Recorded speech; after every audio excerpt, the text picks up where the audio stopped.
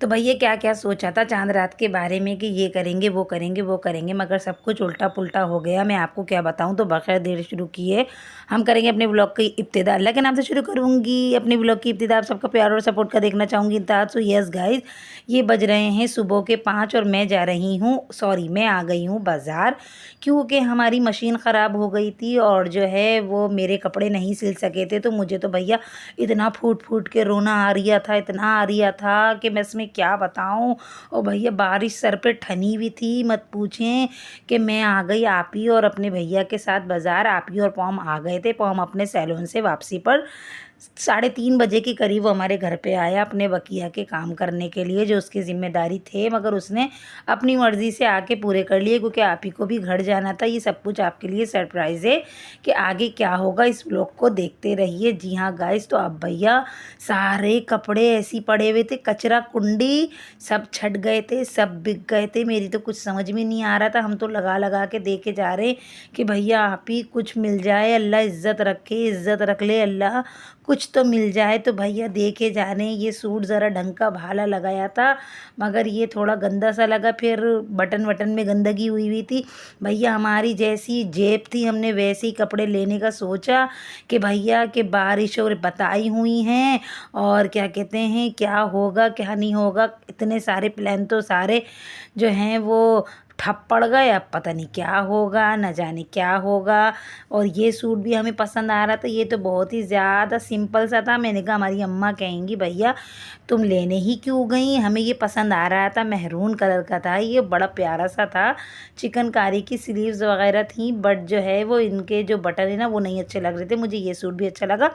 अच्छा मेरे माइंड में था इस मरतबा कि मैं ना कलर जो है ना मैरून कलर का सूट बनाऊंगी, तो वो तो हुआ ही नहीं, क्योंकि मैं इस बार मार्केट गई ही नहीं। और अल्लाह ने देखें एंड टाइम पर लिख दिया था क्या कहते हैं बाज़ार जाना। तो देखो मैं किस तरह आधी रात बल्कि सुबह के टाइम पे बाज़ार पहुंची हूँ। अब इस सूट पे मेरी लग गई थी नियत, मैं कि नहीं भैया लूँगी तो यही लूँगी वरना कोई सरी लूँगी। सारे छट चुके हैं और जो है ये कॉपी था, ये वो नहीं था, जो है वो रियल नहीं था।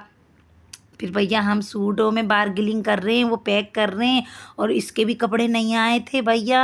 दर्जी ने क्या कर दिया था पता नहीं, कि कमीज़ ऊंची या पता नहीं फिट कर दी थी। तो ये भी भागा भागा 5 बजे हमें लेके निकला कि तुम अपने ले रही हो तो मैं भी ले लूँगा। भैया हम ब्रांड के भी पहनते हैं और चलते फिरते भी कपड़े पहनते हैं गाइस। बस अब ये दुआ करनी थी कि क्या कहते हैं अल्लाह पाक रोज़े कबूल कर ले। और आके जो है इसने मशीन में थोड़ी ठोका पीटी की, मगर सिल नहीं सकते थे कपड़े। ये थोड़ी बहुत कोशिश कर रहे और हम गए बाहर। आप बाहर का मंजर देखें, जो थर थर थर थर थर थर बारिश हुई है भैया, पूरी कराची में जलथल मच गई।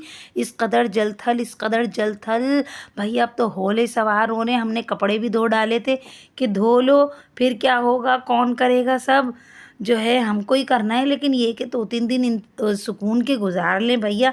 अभी तो इफ्तारी और जो है वो सहरी बड़ी मिस की जा रही थी, इतनी भूख लग रही थी। अब बारिश रुक गई और हमने कहा क्या कहते हैं ज़रा बाहर का नज़ारा करें कि हो क्या रिया है, किस कदर पानी हुआ है और नहीं हुआ।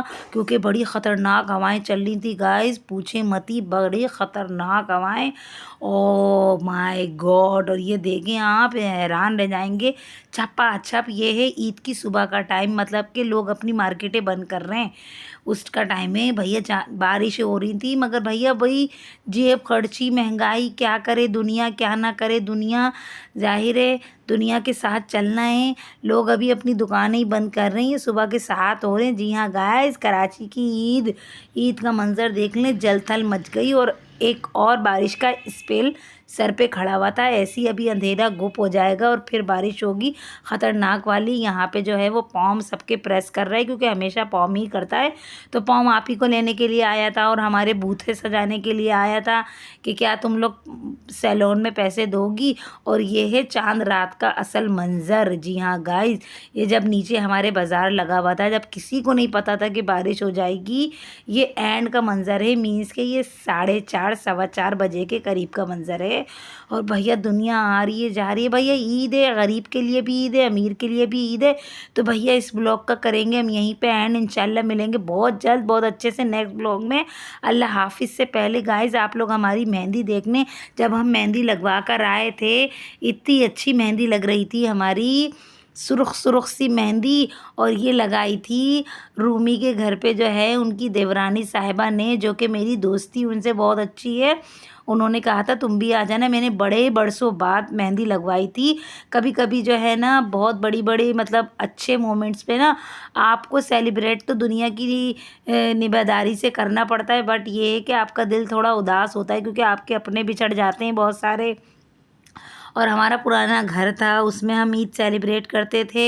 और जो है अब ये नया घर है, नई ईद है, नई खुशियाँ हैं। और यहाँ पे भैया इसने सोते हुए को भी जगा दिया था, एक यही तो सोया था।